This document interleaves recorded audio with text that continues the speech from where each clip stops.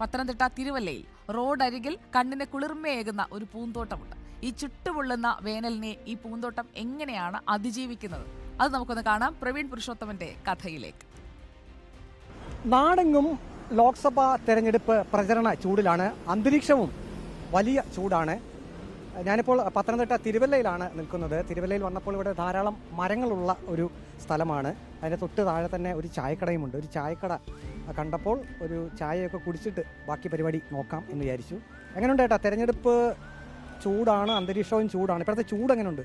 ചൂട് നല്ല ചൂടാണ്. തെരഞ്ഞെടുപ്പ് അതുപോലെ ചൂടാവും, അതാണ് നമ്മുടെ ഒരു പ്രതീക്ഷ.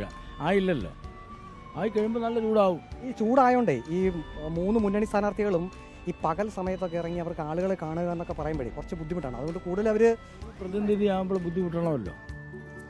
അത് കഴിഞ്ഞ് അവർ സൂക്കിയല്ലേ. അല്ല, നമ്മൾ കാണുന്നല്ലോ, നമുക്ക് പറയാനൊക്കത്തുള്ളൂ.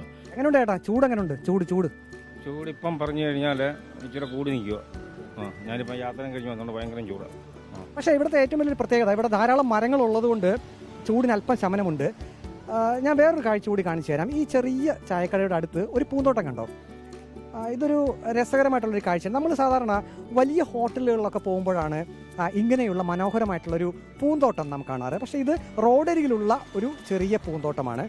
ആ പൂന്തോട്ടം ഏവരും അത്ഭുതപ്പെടുത്തുന്ന ഒരു കാഴ്ച ഇവിടെ കണ്ടില്ലേ? ഈ പൂന്തോട്ടത്തിൻ്റെ ഒത്ത നടുവിൽ വെള്ളം നമുക്ക് കാണാൻ കഴിയും. ഏതോ പൈപ്പ് പൊട്ടി വെള്ളം ഒലിക്കുകയാണ്.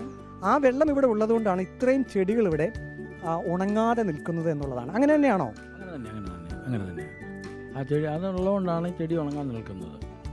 ഇത് വാട്ടർ അതോറിറ്റിയുടെ പൈപ്പാണോ? പൈപ്പിലെ ലീക്കാണ്? Water അതോറിറ്റിയുടെയാണ് pipe. അതിൻ്റെ വെള്ളം അങ്ങനെ പോകുന്നത് നമുക്ക് അതിനൊന്നും അറിയത്തില്ല. അതെന്താണ് അതിൻ്റെ കാരണമെന്ന് നമുക്കറിയത്തില്ല. പക്ഷേ ഈ വെള്ളം ഇവിടെ ഉള്ളതുകൊണ്ട് ഈ ചെടികളെല്ലാം നല്ലപോലെ വളരുന്നുണ്ടല്ലേ? വെള്ളം ഇതിൽ പോകുന്നതുകൊണ്ട് സാധാരണ പോകുന്നുണ്ട്. പിന്നെ ഇവിടെ കുറേ കലാകാരന്മാരുണ്ട്. ഇവിടെ ഓരോരുത്തരും ഓരോ കലാകാരന്മാരുടെ ഓരോ കലാവിരുദ്ധമാണ് കാണുന്നത്. ഒന്നും വേസ്റ്റായിട്ട് ആളുകളെന്നില്ല. വിശാഖൻ ചേട്ടനാണ് ഇതിൻ്റെ ഏറ്റവും വലിയൊരു കലാകാരൻ. വിശാഖൻ എന്ന് പറയും. പുള്ളി ഒരു സകലകലാ വല്ലവനാണ്. ഒരു ആർട്ട് വർക്കൊക്കെ പുള്ളിക്ക് കുറേ കൊണ്ട് അങ്ങനെ പുള്ളിയുടെ ഇതൊക്കെയാണ് ഈ കാണുന്ന കുപ്പികളും കാര്യങ്ങളും ഒക്കെ. ഈ വെള്ളം ഇവിടെ ഉള്ളത് കാര്യമായല്ലേ? പിന്നെ തീർച്ചയായിട്ടും. കാര്യം എന്താണെന്ന് വെച്ചാൽ നമുക്ക് ചെടിക്കൊക്കെ നനയ്ക്കാനും എടുക്കാനും ചെടിയൊക്കെ നല്ല രീതിയിൽ കൊണ്ടുപോകാനും ഒക്കെ വെള്ളം നമുക്ക് ധാരാളം ഉപയോഗിക്കാൻ പറ്റുന്നുണ്ട്. അതായത് പൊതുസ്ഥലത്ത് മനോഹരമായൊരു പൂന്തോട്ടം, ചെടികൾക്ക് ആശ്രയമാകുന്നത് വാട്ടർ അതോറിറ്റിയുടെ ലീക്ക് ചെയ്യുന്ന വെള്ളം, അങ്ങനെയാണല്ലേ? പാട്ടറിലാന്ന് പറഞ്ഞാലും നമുക്ക് ചെടി നനയ്ക്കാനും എടുക്കാനും ചെടി നല്ലപോലെ തളിച്ച് കയറാനും ഒക്കെ ഇത് നല്ലൊരു കുളിർമയേകുന്നൊരു കാര്യമാണ്.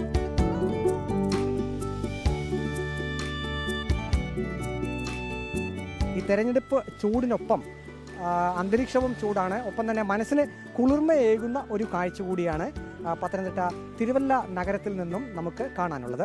വീഡിയോ ജേർണലിസ്റ്റ് അജി കൊടുമണ്ണൊപ്പം reporter Praveen Purushothaman, in reporter, Pathanamthitta.